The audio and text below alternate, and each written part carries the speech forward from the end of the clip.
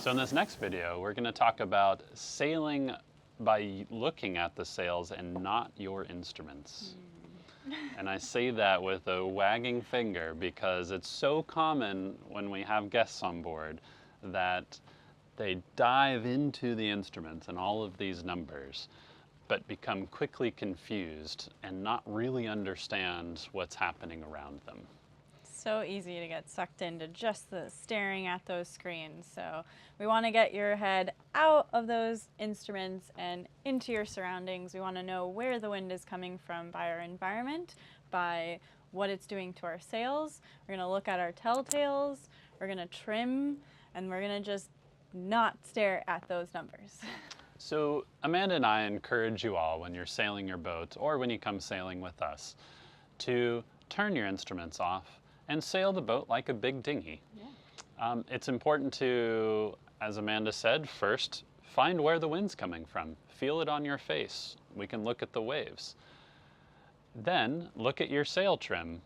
Look at your telltales. See how they're flying. And then lastly, look at a point on the horizon, whether it be a cloud, ship, or maybe even a point on land, and understand where you're going. Between those three things, between looking where the wind's coming from, looking at your telltales, and then looking where the boat's going, that should be what your point of reference is.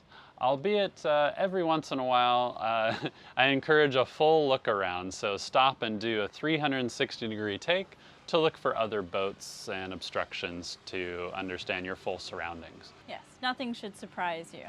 But all of that sailing did not require any instrumentation. The main reason why we encourage this is if all of your instruments were to fail, you have a problem, now you know how to sail your boat in any condition without any instrumentation. That's right. Occasionally too, you might not have all of those senses. So for instance, your telltales, when they're raining, sometimes they just stick to the sail. But you're still going to use your two other senses, where the wind's coming from, looking at the waves, and looking at where you're going. Advice on how to practice sailing without your instruments. Well, turn off your instruments. No, what we do recommend is when you're out sailing, albeit as long as you know the depth is okay, so your charted depth in the area you're sailing, you're safe there, is to either put instrument covers on or just put your instruments in an off or standby mode. And there we go. You now have a big sailing dinghy. So we recommend to do this every so often, enough to get comfortable to where sailing with the instruments should be or let me say this, it's important to practice this from time to time such that, one, the occasion your instruments fail, that's fine, you can keep sailing your boat. And two, your instruments are really a secondary kind of, they're giving you like bonus data. So it's data that you don't need to sail your boat, but it's extra data that maybe enhances your voyage, maybe in terms of more sailing details like velocity made good to wind or to your waypoint, charting, there's other features, but we don't want to get our heads wrapped up in all of those features when we're just simply trying to sail our boat with the wind that we have. Especially on ocean crossings. Like, you have so much time, might as well enjoy the sailing experience. Get out there, cover your instruments, and get a feel for the conditions. Plus, it's really nice at night. I like just to turn the instruments off, period, because it's such a more raw, calming sailing sensation without these bright, blaring instruments in my face. Another benefit of really practicing by sailing using these senses is it gets your eyes and your head outside of the boat, which is what we practice and encourage a lot. There are times when the instruments can become so consuming that you're only looking at the instruments and you may not even notice, say, a big cargo ship that's coming up behind you because you've been so focused on maybe some numbers or something that's going on in the instruments. So it's important to get your eyes up outside of the boat and look all around for traffic and other avoidance.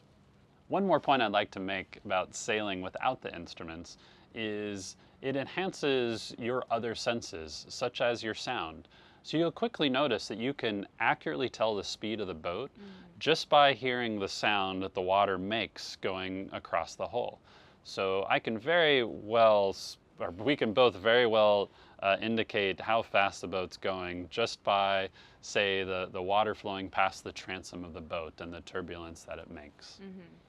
So an example that made us really think about this topic of sailing your boat like a big dinghy is we were anchored in Bermuda, and a charter vessel, a big charter vessel, was needing to leave, but they couldn't because their wind instrument broke. They came and asked us if we had a spare wind instrument. We did not. We were also shocked that a professional crew on a seaworthy sailing boat would not leave port without their wind instrument working.